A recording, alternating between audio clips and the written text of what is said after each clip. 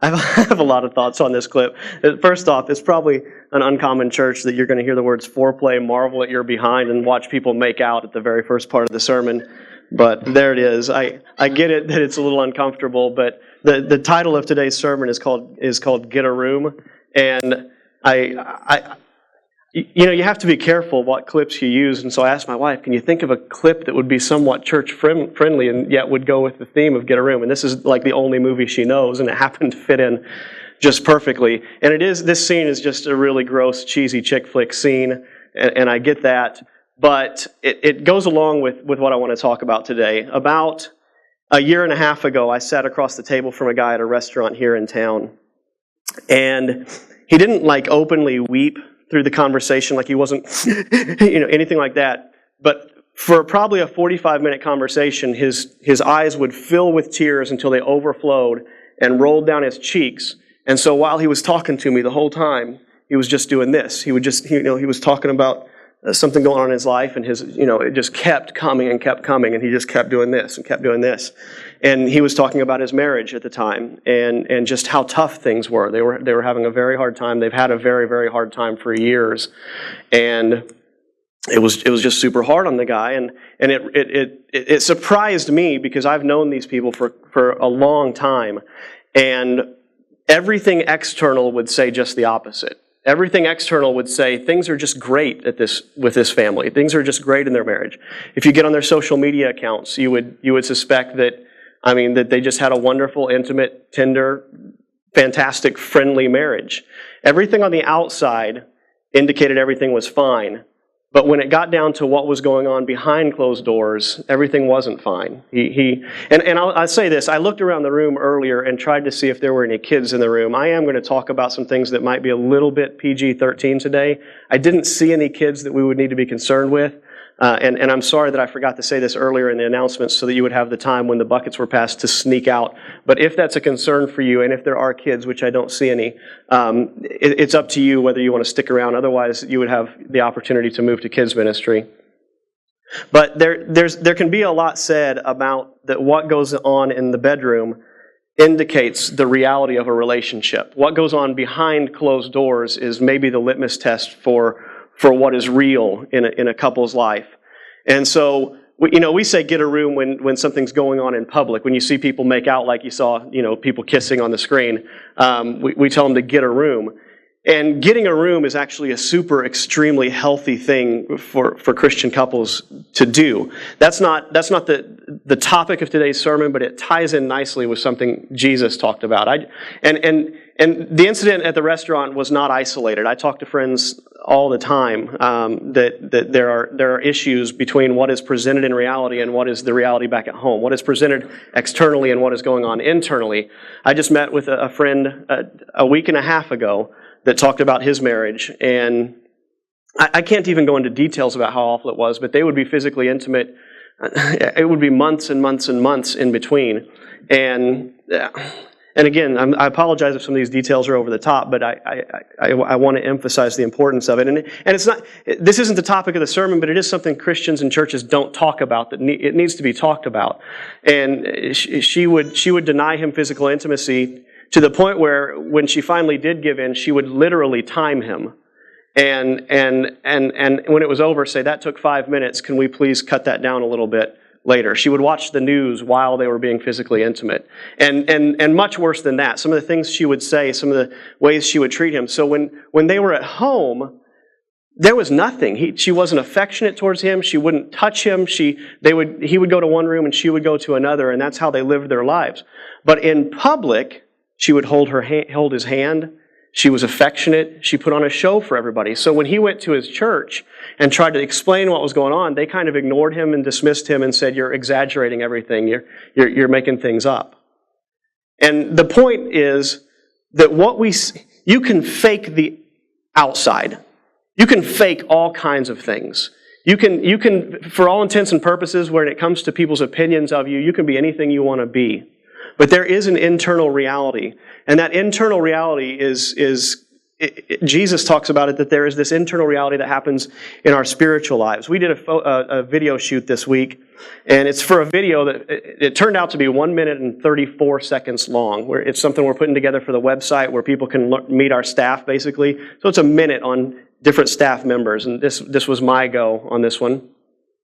That minute and 34 seconds of video, we've already invested, I'm going to guess, 15 or 20 hours in it. You know, we did almost 6 hours of video shooting just to capture enough footage for the minute and 30 seconds. There's been all the editing that's going on behind it. There's been all the audio work that's been on it. Chris Duke and I have been going back and forth on what songs to use, what song to plant in the background that wouldn't overwhelm it, but gives it a particular feel. And so there's discussions and conversations that go on. And I read a quote recently that I thought tied into this, and it said that reality is found behind the scenes. And so all day, you will see people in front of a camera putting on a show. I mean, that's the society that we live in. It's a society of people that are used to seeing a show. They're used to seeing what isn't real in people's lives. And you can, it only takes looking at the magazine racks at Walmart or Target to see that what you see on camera and what goes on in people's lives they're different things. And the reality of your life is what is happening when you're not out in front of people. Bill Hybels, I think it was Bill Hybels, has a book called Who You Are When No One Is Looking. And if you want to gauge your personal life, your personal spiritual life, your personal love life, there's all kinds of different areas of your life that you can look at. And if you want to know what is real, if you don't want to be a hypocrite, if you want to find out who am I really, that's the place to look, is who are you in private? Who are you when the lights aren't on, when the cameras aren't rolling, when you're not trying to impress your family or impress your friends or impress the church? There's a lot of truth that is the reality about who you are. And Jesus seems to indicate that carries over into our spiritual lives quite a bit. We all want to get up at church and we all want to say, hey, look how Christian I am, or how churchy I am, or how, I've just got it all together. Somebody in the hallway says, hey, how's it going? Oh man, it's just going great. And we want to put on this veneer of perfection. And unfortunately, just like in my friend's case, the church has propagated that veneer. Christian churches all over the place don't show, and I'm not condemning the church, and I'm not condemning any churches in particular, but there is a church culture that is alive and well that says, don't be real. Don't ever let anybody see you sweat. Don't ever let anybody see the truth about what's going on inside you and what's going on in your family. And in my opinion, that's the opposite of what the church ought to be. The church ought to be a place where a bunch of broken, messed up people get together and help each other be a little bit less broken and a little bit less messed up, and to walk that path towards being fixed. But if you pretend you're fixed all the time, if you pretend everything is okay all the time, fixing will never happen. Jesus talked in the Sermon on the Mount. So this is Jesus's. This is his big sermon. I mean, when you talk about the teachings of Jesus, most of the teachings that people are familiar with happened in what we call the Sermon on the Mount. And he talks about 3 areas of your devotional life. He talks about when you fast, and when you give, and when you pray. He says when you fast, so when you go without food for spiritual purposes, he says don't mess your hair up and mess up your clothes and go waller in the dirt and then walk around like, oh, I'm so hungry. He says don't do that. He says, if you do that, sure, some people are going to think that you're really spiritual. They're going to be impressed. He says, but that's the only reward you're going to get. God doesn't, that's all you're going to get. That's your reward, is that people will be impressed with you. He says, when you give your money, he says, don't let your left hand know what your right hand is doing. He says, a lot of the people in those days would, and I've seen this in Buddhist temples across Asia, they have these spots where you can literally throw your money in front of people, and people will stand there throwing money into these buckets, and you hear ching, ching, ching, ching, and it's a way of showing people your charity. And Jesus doesn't like that very much at all. He doesn't like when we say, hey, look how spiritual I am, look how giving I am, look how sacrificial I am. He says, instead, when you give, do it in secret, and your Father who is in heaven, who is in secret, will reward you openly. And then he says, when you pray, He says, don't do it like the hypocrites do, because the religious leaders of his time would go out on the street corners and they would raise their hands up, like the guy you saw, the guy in the robes. They would get out on the street corner and they would raise their hands up and they would pray for Israel, or they would pray for the people, or they would pray for the nations. And they would get up and they would put on a display of prayer. But Jesus says very, very clearly not to do that. He says, when you pray, go to your room. So this is the theme, is get a room. He says, go into your room and there pray in secret. And your Father who is unseen sees what you do in secret. Jesus says it's super important that there's a spiritual part of your life that no one else will ever see. And that's a really great gauge to look at what is the sincerity of my faith. What is the sincerity of my life, of my friendships? You know, if you wear one face in front of your friends and you wear another face when you're at home by yourself, then there's something lacking in your friendships, in your romance, at work. There's all kinds of areas where you might pretend to be something you're not. But in your spiritual life, if you want to be able to look and say, is my faith heartfelt? Is it sincere?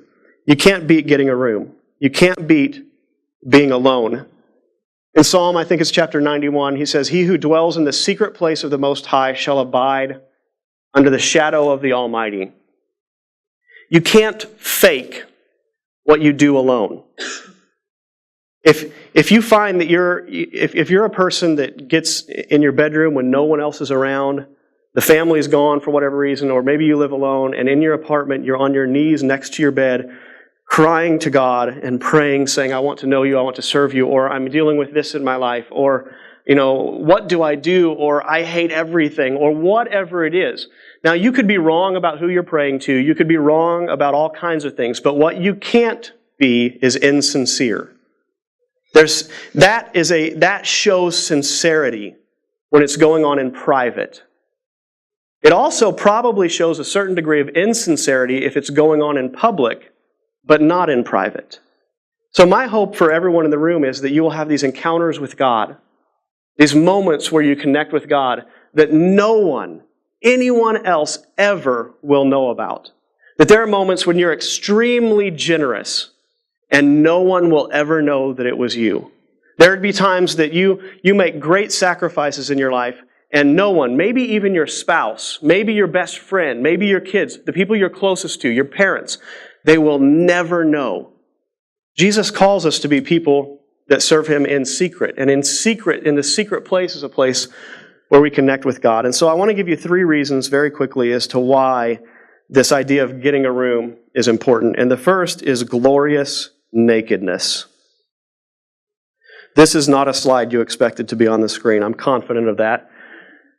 We went to a mini conference in Lexington last week. A group of guys went, and I was talking about my daughter Elena, who is 2 years old. And Elena has discovered that it's really fun to be naked.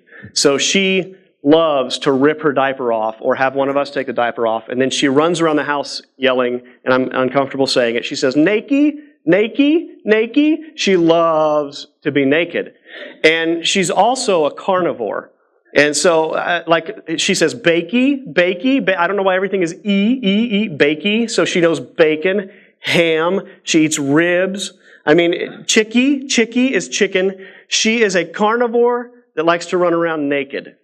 And I was telling that to my friends, and one of them, I'm not going to tell you that it was Matt Chalmers, but one of them said, well, that doesn't sound like such a bad life. To be a naked carnivore, it's actually not so bad. This may be super awkward, but I remember at my honeymoon, Karen and I got married, and we had never been naked in front of one another before. And I remember standing in the bathroom in front of the mirror, side by side, staring at each other. And one of us said out loud, "This is really wild." And I said, "This is extremely wild."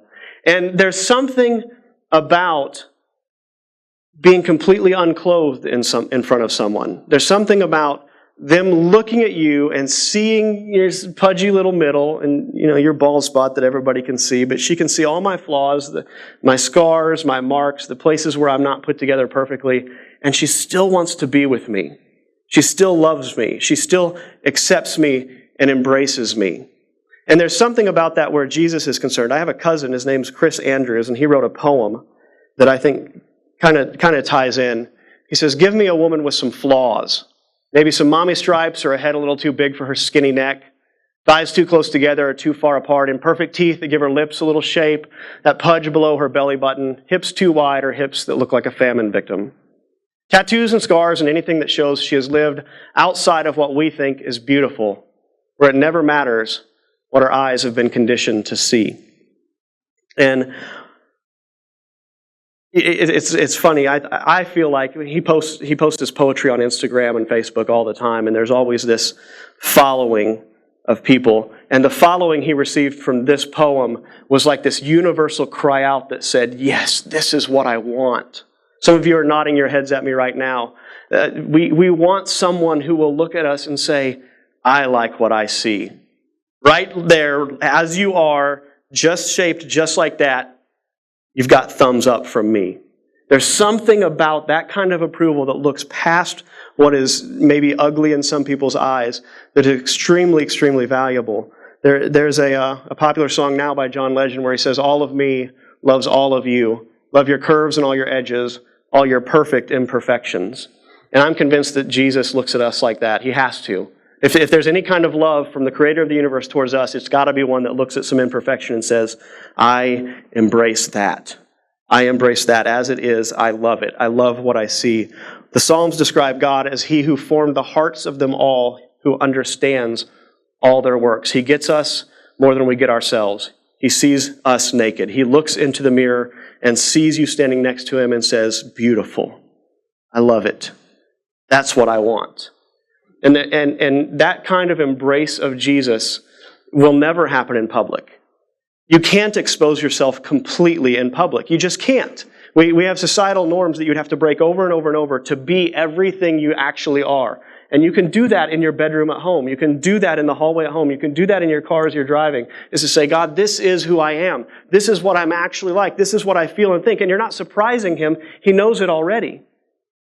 In the bedroom is a great place to just reveal yourself. It also overflows. I remember sitting at church one time, and there was a couple sitting in front of me, and she was rubbing his neck. And she wasn't just massaging his neck. She was like doing the fingernail thing up and down his neck. And I'm thinking, get a room. That I'm right behind him. But don't you think that probably in that couple's life, that is something that has overflowed out of the reality of their relationship? Don't you suspect that maybe, probably, not necessarily, but probably what was going on at that moment was just a natural continuation of who they are in their everyday life? And, we try to fix the outside and then let the inside follow along. And I think Jesus' methods for our lives are just the opposite. I think we get with him, we become who we are, we expose ourselves to him, and we fall in love with him. And then that carries over to every part of our lives. It carries over to every interaction in our lives. Every dollar that we spend, every place that we go is because of this thing that's happening in the room. It's this thing that's happening in our private life, our real life, our life that's not behind the cameras. In Romans 15 it says, may the God of hope fill you with all joy and peace so that you may abound in hope. It's about connecting with him, being filled and being filled to overflowing. You also get insider info. I was talking with a friend. We just recently sold a piece of property, and there's a substantial amount of equity there. So we have this large amount of cash that's been deposited in our account. We've transferred it to savings, and now there's these questions of what we're going to do with that money. So we automatically cut off 10% and give it away. That's just kind of our family rule. That's what we do. And there's another part that we've made similar decisions with. But then there's this decent chunk of money sitting there that we want to invest in retirement. I don't have any retirement at this point. And Kara is not working. And so, there's this idea that we have to prepare for the future. There's, saving for the kids' college. There's all these decisions on what we do with this money. And it's not clear scripturally, except that there are these things that Jesus says that are really challenging. Like he says to the rich person, go sell everything you have, and give it to the poor, and come follow me. Now, I realize that was a specific thing he said to that specific person at that time, but how do I even take that principle in my life, and how do I apply it to my life, and how do I know? I don't know. I'm confused. And there's so many issues in our lives that are just confusing. And I was talking to my friend Frank, who I think I saw sneak in earlier, and he was talking about making decisions, and how do you know? And he mentioned the fact that we have to be led by the Spirit of God. And when we are intimate with God, when you're intimate with a spouse behind closed doors, you find out things that nobody else will know. You learn things about the person. You learn things about their dreams and their ideas and their vision for life. And when you're connected with God on an intimate, daily basis, He will let you know. He will let you know the specifics of what to do with the money or where to send your kids to school or which job of 4 jobs to take. Stuff that we have a hard time figuring out. If you're with Him and connected with Him, He wants to lead you and He wants to guide you. Jesus said, "My sheep hear my voice, and I know them, and they follow me." In Romans it says, "Those who are led by the Spirit of God are the children of God." When you take time to be alone with God, you get the inside track. And I want to close with this idea. I was just telling Chris and Christy Duke are headed to Europe next week. I'm really excited for them, but I was telling Chris, and I hate to give away the punchline here, but I told him he has to take a padlock with him because there's these places all over Europe where you can seal your eternal love with your significant other by putting a padlock on a bridge or a padlock on something. There's padlocks everywhere. I mean, all over Europe are these padlocks with, JK plus LJ forever etched on the side or written in permanent marker. And what we want and what we need from God is love. We want, I believe it's planted in every single person that there's something important about that. But how do you solidify that? We talked about how being in the room, getting a room, there's something about that shows the reality and the truth about the relationship. I was in a worship service years ago. It was probably 12, 15 years ago. It was a theater-style seating like this, and there was an offensive lineman for Murray State University. So he was a solid 320, 340 pounds, and the seats, the aisles were closer together than these seats. But the music was playing, and there were a lot of people praying, and he had somehow managed to turn around in his seat and squeeze himself down in that aisle, which I still don't know to this day how he managed that. I mean, he was a big dude, but he had his face buried in that seat where he'd been sitting, and his arms wrapped around his head and holding onto the seat. And I was sitting about 3 rows up and about 2 seats over. But for whatever reason, the acoustics of the room allowed me to hear everything coming out of his mouth. It was just bouncing off the little wall right in front of him and traveling right to my ears. It was like I was sitting right next to him. And I will never forget this moment in my entire life because I had the privilege of looking into someone's bedroom and seeing what it looked like. And I just remember him crying and saying, "I love you." He didn't know anyone was listening. He had no idea that I could hear him. But he was saying, "I love you. I love you so much. I love you." Just over and over saying, "I love you." And you can't fake that. If he had been in front of the church, singing a song, saying, "Jesus, I love you," there could be 1,000 reasons he would do that. But to be there thinking he was by himself, thinking no one else could possibly hear, not trying to impress anyone, it was a moment of sincere love expressed out of him. And my hope for you is that you'll have all kinds of those moments. Now you might be here and you might think, "Well, I don't know that I love God. I couldn't possibly say I love you to God." You could say all kinds of different things. If a relationship is going sour, or if maybe the relationship is just starting off, you express things differently than you do when the relationship is further along. You might just be brand new to this whole deal or just experimenting or thinking. There's nothing wrong with sitting in your car and saying, okay, I have no idea what to make of what just happened in that church. What? You see how sincere that could be? You're by yourself. There's something real about it. And it could go so far as to be on your knees praying, "I want you, I need you, you're my everything, I give everything to you." And it's sincere when you're alone. Jesus makes the point that when you pray, you get a room. And I want to encourage all of you in your daily walk, and you can examine yourselves right now and say, "Do I have those moments? Do I have those moments where I get a room, where it's just me and the Almighty, and we're communicating?"